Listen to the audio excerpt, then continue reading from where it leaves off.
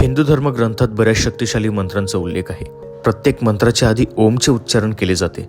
सर्व मंत्रांच्या प्रारंभी हा ओमने होतो. हिंदू धर्मात शुभ कार्याच्या आधी तसेच पूजा पाठ करताना विधी मंत्रांचा उच्चार केला जातो. या मंत्राच्या उच्चारणाआधी ओम लावले जाते. ज्याचे कारण काय आहे?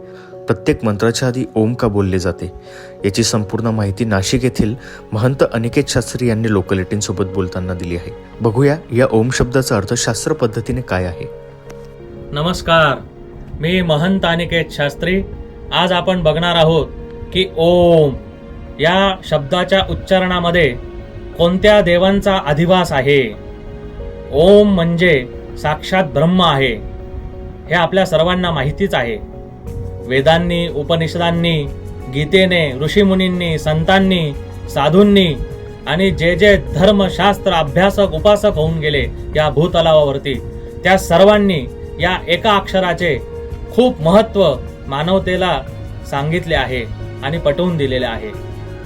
ज्ञानेश्वरीमध्ये सुद्धा सांगितलं आहे की पै ब्रह्मबीजा झाला अंकुर, घोषध्वनी नादाकारू, तयाचे भुवनगा ओंकारू, तोही मी गा, घोषध्वनी नादाकारू असे ज्ञानेश्वरांनी पण म्हटले आहे. शास्त्रही तेच सांगते. सृष्टीच्या प्रारंभी ओम असा ध्वनी झाला. ओम इति ध्वनिरभूत असे सूत्र आहे व तो ऐकावयासही आला. पण त्याचे स्वरूप कसे नमूद करायचे, ओम कसा लिहायचा हे मात्र समजत नव्हते.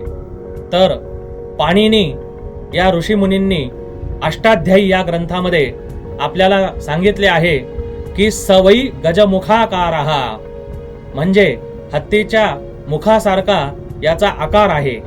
या सूत्राने त्याची आकृती समजली व ती लिहिताही आली. अ, उ आणि म या ओमकाराच्या 3 मात्रा आहेत. अकाराचा सत्वगुण व देवता विष्णू आहे. हे दोन्ही व्यापकता दर्शक आहे.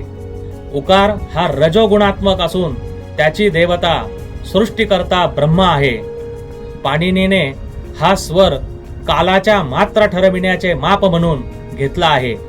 मकाराचा तमोगुण व संहार करणारी रुद्र ही त्याची अधिदेवता आहे. हा वर्ण अनुनासिक आहे. ओंकाराच्या ध्वनीचा शेवट हा आपल्या नाकात होतो. त्यामुळे तिथे दीर्घकाळ अनुरणन झाले पाहिजे, म्हणजे तिथे तो घुमला पाहिजे, अनुस्वार तेथे थांबला पाहिजे, अशी त्यामागची रचना आहे. ब्राह्मी म्हणजे देवनागरी, संस्कृत लिपी व वर्णोच्चार या सर्वांची उत्पत्ती ओंकारापासून झाली आहे. ओंकार पूर्वक मंत्राच्या जपाने आपली बुद्धी, सामर्थ्य, दीर्घायुष्य, ज्ञान या सर्वांची आपल्याला फलप्राप्ती होते आणि आपले अनुष्ठान हे सिद्ध होतात.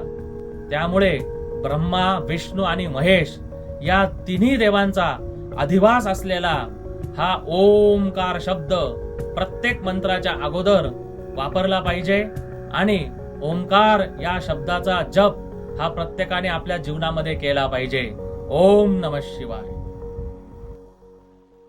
लोकलेटीत कुणाल दंडगवाड, नाशिक.